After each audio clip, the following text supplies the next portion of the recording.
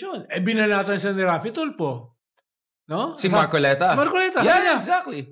Bakit limited yung pangko, time ko magsalita? Ba't yung iba unlimited? Yeah. Si Jinggoy, unlimited. Ginanon niya si Marcoleta. Di ba? Si Marcoleta. Shaken siya, di ba? No, he was put in his place, yeah. So, ingat siya. Bago ka pa lang na senador, nangungupal ka na all over the place, di ba? So, para alam naman natin yun, Sir Ronald. Kahit naman ako, hindi ko ginagawa yun. Parang naalala ko yung isang show natin, Sir Ronald, na ban yata ng MNTRCB. Ang ganda ng discussion namin. Bilib na bilib lahat sa akin. Ang galing naman tong batang to. Konyotic, marunong. Pag tingin kong ganyan, umupo ka, may sagot ka na kaagad. Parang wait lang, sino to? Panalo talaga. That was the beginning. Mga Indians. Tapos sabi ni Lord De Vera, alam mo yun yung parang yung kadorm mo, yung tulog siya buong araw. Biglang paggising niya, may nakikisali na siya sa usapan. Sir Ronald. Parang hindi halata, di ba? Parang hindi halata. Actually, mas malala pa yung ginawa mo. Pagdating ko yata dun sa isang conference, tapos na. Late ka, last 10 minutes, tapos kasama ko pa mga Indians, di ba, ng mga admirals. Pagpasok pa lang, bakit kayo? Hindi nyo ginanon yung kabilang ganyan. Tapos ngayon, who is this guy? I just saw him. Akala ko naman ako. Pero heckler ka talaga, Sir Ronald. You're such a heckler. Sana di kailangan ka maging senador na rin, Sir Ronald, para ma-heckler ka rin namin yung mga iba. Pero si Erwin Tulfo talaga nag-next level siya. Ginawa niyang Raffy Tulfo show yung pinagalit-galitan niya. But if you're this kaya, may malusutan ka pa dito. Medyo ipit na ipit talaga siya, no? Dapat nga diniin siya dun sa kwan. Yung profit margin. Ano sabi niya ay matagal na kasi sila, 23 years na. Yung daddy rin niya, contractor. Yung pala, hindi pala 23 years yung kanyang mga account. 10 years lang. At 6 years noon is digong. 10 years lang. Tapos 6 years ka digong, no? Pero ang hindi tinanong doon, yung profit margin. Bakit billions ang kinikita mo? Billion yung project. Tapos billion din ang kita mo. Sa walang nagastos. Sabi na, paano yun, di ba? So walang napunta sa project. Di ba? Ilang percentage yung profit margin mo? Yun ang hindi na itanong. Pero napanood mo naman yung asawa ni Diskaya, di ba? I mean, I don't even know his name, but ito yung parang yung asawa. Yung sabi niya, hindi kailangan na yung mga engineer, bookish. Hindi nga ako sumusunod sa mga project planning, 'di ba? Sabi niya, yan, nanonood ako ng mga foreman, diskarte lang, ganun lang daw, diskarte. Speaking of that, he was being honest. Too much honest. So magpasalamat tayo dun sa mga journalist na inaway ni Vico. Ang dami natin materials na obviously. Pero Sir Ronald, ang pinaka-surprising sa akin, hindi nag-British accent. Di ba British accent daw siya? Conversation. Si Diskaya, di ba nag-aaral sa Britain? I talk in British accent, tas ganun. Ako kasi Donald Trump lang kaya kong accent. May nag-i-spoof na sa kanya. Pero new look siya kahapon Parang kinompare siya kay Bitoy. Alam mo yung character ni Michael V? Di ba meron siyang character? Si Michael V nga, yung nag-i-spoof na sa kanya. Pero meron siyang character na character. Para sila magkapatid Kamukha. Oh my God! Pero, Sir Ronald, makukulong na to si Diskaya sa Senate bago makulong sa totoong buhay? Or baka naman napoles na naman yan, drama na naman na malang mangyari? I mean, kasi sobrang lataran Ang problema kasi dyan, ang tatamaan yung presidente. Yeah. Pag wala siya nakasuhan, wala siya napakulong, ano siya? Ano yung tsura niya? Diba?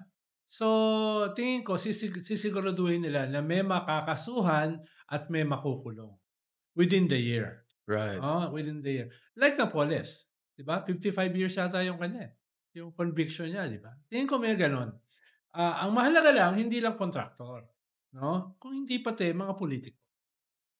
Right. Pero bagong contractor, meron ka pang mga district engineers na may Audimac Pigay, may ano yan. Kaya nga may mga district engineers na lumabas na ng bansa. Yeah. No? Pero yung may Ferrari, nandun siya kahapon. Yung merong Ferrari. Baka ako yun. Kung interesado ka, baka fire sale yun.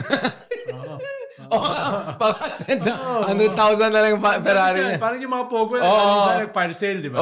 Yung mga, tuloy walang bumibili ng Alphard ngayon kasi alam nila yung mga second-hand Alphard puro Pogo. 1 million na lang, Alphard ka ng bago, imagine mo. Diba? Grabe, Sir Ronald.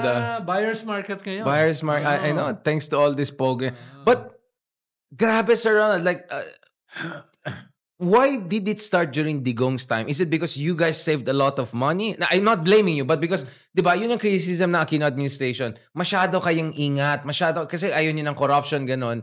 Pero ang daming pera ni Digong, kaya siguro, does that have anything to do with this explosion of flood control projects? Yes, nag-iwan kami ng almost ₱1 trillion in savings dahil responsibility ng previous government na wag mong iwanang walang laman yung coffers ng gobyerno. Dahil magsisimula wala pang budget yung susunod na gobyerno. Correct.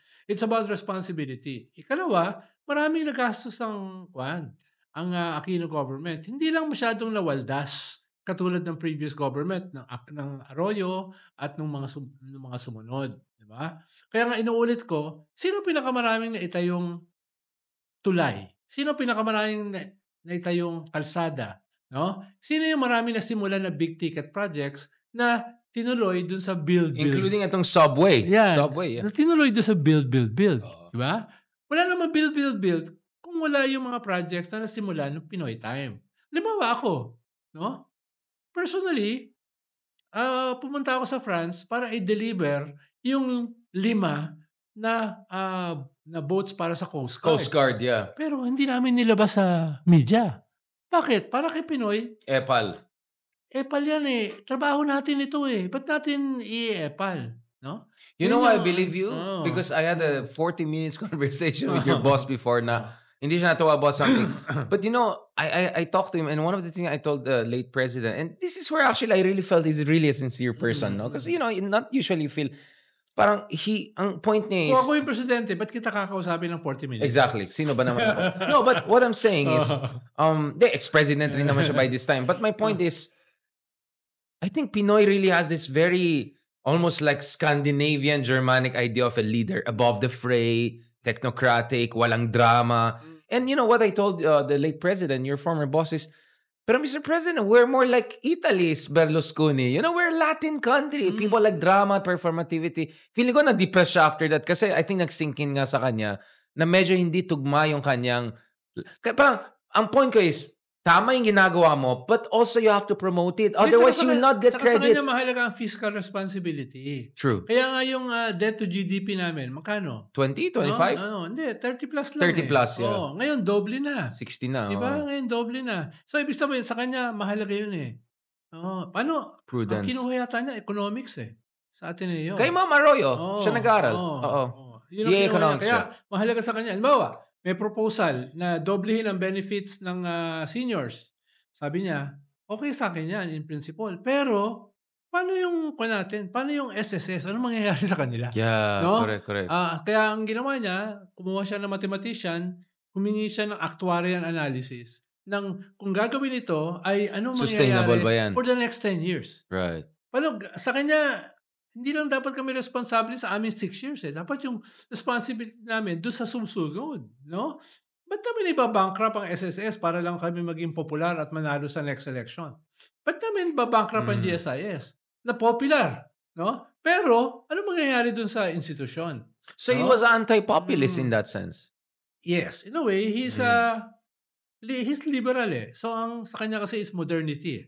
No? Modernity. Hindi siya postmodern. No? Or pre-modern actually, more pre-modern. Halimbawa, may nag-propose na, boss, baguhin natin ang konstitusyon dahil tingin namin ay papayag ang mga tao na ma-extend yung term mo.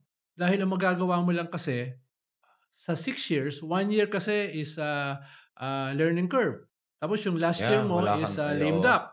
So 4 years lang talaga yung term mo. Correct. Tapos hindi ka na pwedeng tumakbo ulit. Nagawa yan nung panahon after Marcos dictatorship na iba yung ethos at sentiment sa mga tao. Malayo na tayo ron Baka pwede naman ng 2 terms. Katulad halimbawa sa US. Sabi niya, hindi ko gagawin yan para sa term extension. Sabi niya ganun. Kahit popular siya, very popular siya noon at hindi ko gagalawin ang konstitusyon ng aking ina. So may ganung sense of siya. Na hindi ko nababanggit kung sino nagtulak no? Sa cabinet. Yeah. Pero may nagtulak. May nagtulak. Yeah. Sinute down niya kagad. Sinute down niya agad. But I think that sets it down perfectly for the next episode because we want to talk about charter change because many people are saying, baka this is beyond redemption. The system is so broken, so co-opted. There's no accountability. We thought Napoles was crazy level of corruption. It's even 30 times worse now, by the way, from 300 million to 9.5 billion, right? So some people are wondering about charter change. But before talking about that, I want to also talk about those people who are pushing for good governance, but are... I don't know kung nakikinig sila kay Bato kahapon na ang nagsimula hindi 2022, 2016 itong mga kababalagan na yan. So we're gonna discuss that, Sir Ronald, on the next episode. Magpasalamat ka, Sir Ronald. I wanted to put you on the spot kasi you were the political affairs advisor of Pinoy. Why didn't you convince him to be more populist for this sake? Kasi, it reminds me of yung joke ni Mar Rojas. I don't know, people think of Mar Rojas as such a boring guy and all. But when he's among geeky people, this is in UP School of Economics, he's actually funny na geeky way. Sabi niya, ang problema, in-offer namin tinola. Ang gusto nyo, dinuguan. Diba? Which is a very good way of saying it. Like, tinola, healthy, not over but sustainable. Gusto na tayong dinuguan, 3 to 6 months, days, which is basically Duterte, which literally became bloody, right? So let's discuss that in the next episode. Thank you very much, Secretary Ronald Llamas. Na hindi populist. At mas popular kay Edu Manzano. Thank you very much for joining the latest episode ng Pilipinas 360.